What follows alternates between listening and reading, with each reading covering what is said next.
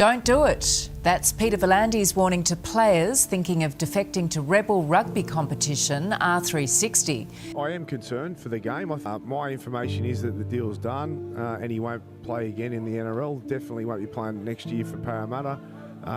Players will leave the NRL to take up rich offers with rebel rugby competition R360. The Eels skipper says the money is simply too good to refuse. Rugby competitions are facing a challenge like never before. Around the world, traditional union competitions have either stalled or in decline.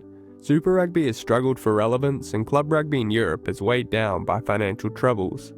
Although Rugby League has managed to hit new highs in Australia with the NRL, growing crowds, record TV deals and more stars than ever, its biggest names may soon be under threat, because although this competition is union-based, the NRL seems to be making all the current world stars.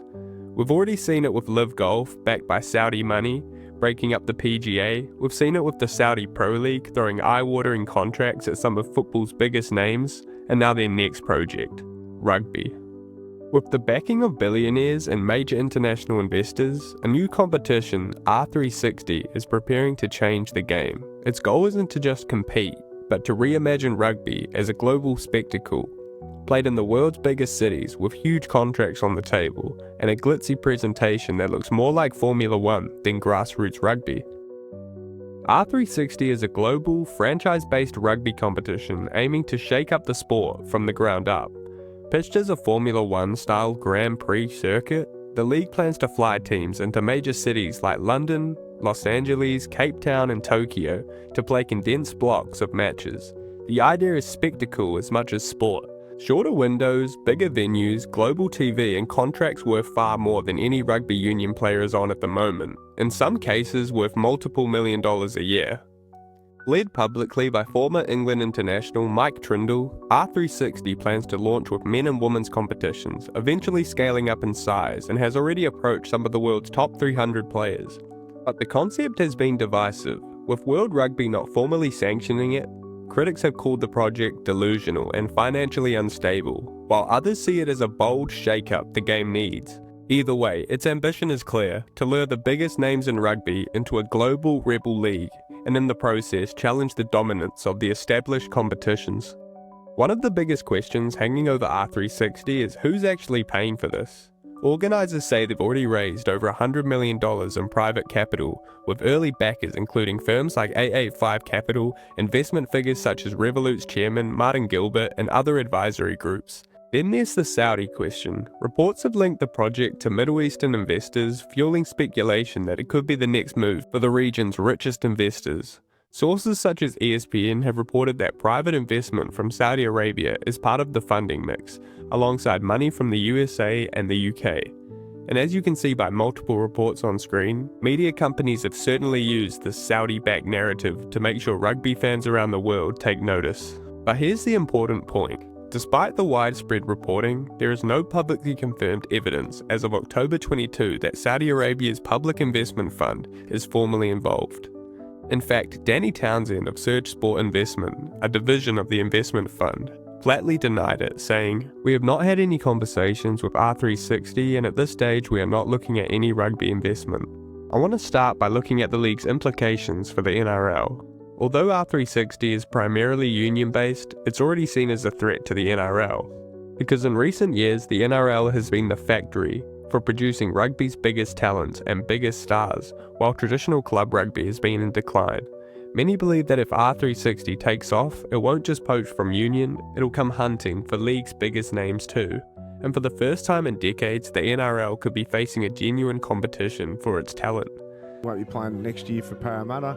I kind of heard it a couple of weeks ago and mentioned it, and it was speculation and hasn't been confirmed, but everything I'm hearing is that Zach will move on and play rugby union over there. The NRL's response has been blunt. Any player who signs with R360 will be banned from returning to the NRL for 10 years.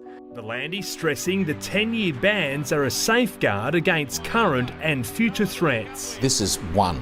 Who's to say that there's not another 5 or 6 that are going to try to exploit the game? It sounds extreme, but the reason is simple. The NRL knows it can't afford getting into a bidding war with a cashed up rebel competition. If it starts matching multi-million-dollar contracts just to keep its stars, the salary cap will blow out of hand, club finances will stretch, and the stability of the whole competition could unravel, exactly like the mistake Super Rugby made. By drawing a hard line in the sand, the NRL is sending a message. If you walk away for R360's money, you are not coming back anytime soon. It's a way of protecting its dominance, deterring young players from being tempted, and reminding everyone that the NRL, not a rebel startup, is where the best rugby careers are built. Rugby League in Oceania has also reached new heights at the international level. More players than ever are choosing to represent their nations of heritage, which has made tournaments look way more exciting and far more competitive. Teams like Samoa, Tonga, and Fiji now boast lineups that look as strong as any other international side on paper.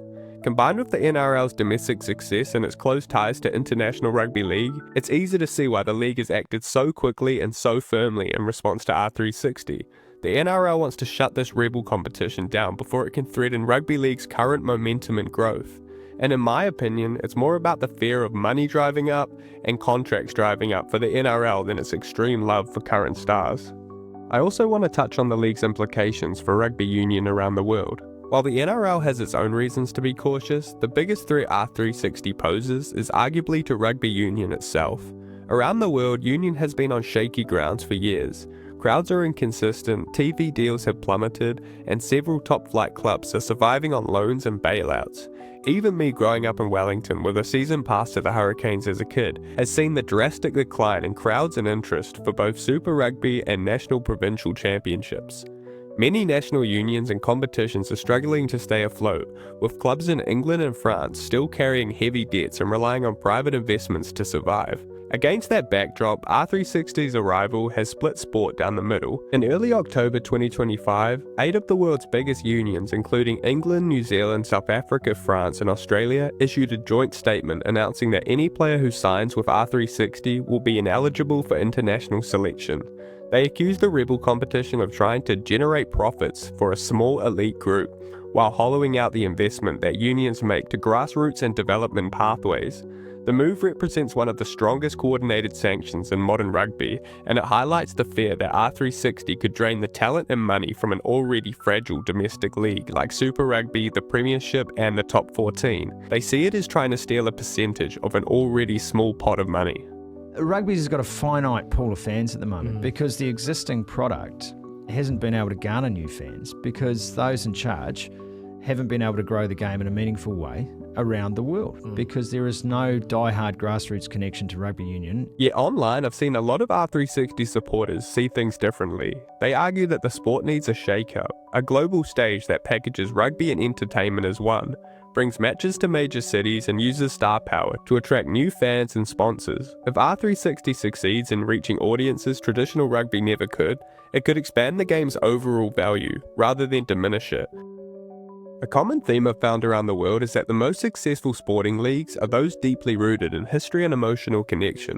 The Premier League, for example, grew out of local working class association clubs in the late 1800s, while the NFL has been part of America's sporting identity for decades, as well as college football built on century-old traditions. This history is passed on through generations, creating lifelong loyalty among fans who support their teams through thick and thin. The challenge for a new startup in rugby is that it lacks these emotional and historical ties. Without community roots or regional identity, the only way they'll likely gain fan engagement is through people following their favourite players rather than supporting a team. That makes it difficult to build lasting loyalty or cultural relevance. While the concept of a glitzy, all-star style rugby league may attract attention, it comes at a cost. Players would have to sacrifice their international and club careers for a tournament that feels more like a travelling, entertainment-driven event, closer to a sevens tournament. The only realistic way that the league would pull this off would be adopting a model similar to the cricket's IPL, a short off-season competition offering lucrative contracts, but that idea faces its own obstacles, as major clubs and national unions will never release players for an alternative league, even temporarily. If I'm honest with you guys, even though I'm not the biggest fan of the idea, with all these factors considered, I'm definitely intrigued to see where the league will end up in 2 to 3 years' time. And if it does succeed, hopefully it can bring back that excitement and energy that rugby union has been missing outside of major international tests and tournaments. And if it doesn't succeed, hopefully it doesn't bring rugby down with it. Thank you everyone for watching. Leave your opinion in the comments about what you think this R360 league means for rugby. If you could hit that like button and subscribe for future content, it will help me out a lot. Feel free to follow me on all my socials linked below and suggest some videos for next time. Anyway, we'll see you next week. Thank you very much.